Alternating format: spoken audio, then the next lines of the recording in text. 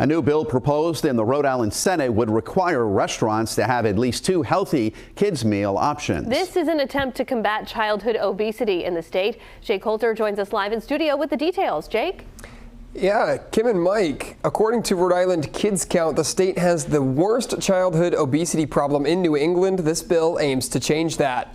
I think that our pediatric obesity rates are alarming. Dr. Amy Nunn testified at the Senate Committee on Health and Human Services Thursday in favor of a bill to require Rhode Island restaurants to offer at least 2 healthy kids meal options. The idea is to avoid pizza and chicken nuggets and all the things that are calorie rich and may be actually nutrient poor.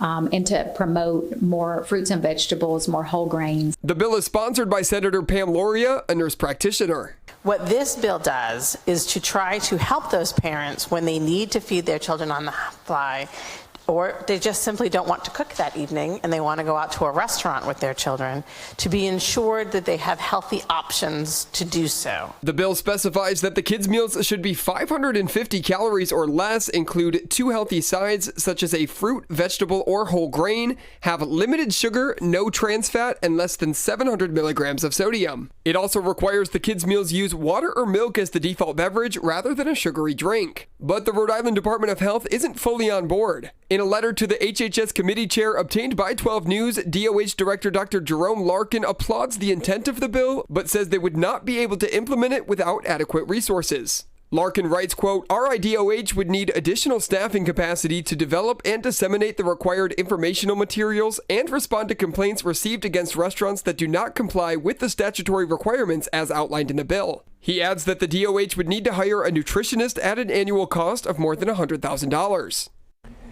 And the Senate committee voted to hold the bill for further study. Live in studio, Jake Holter, 12 News.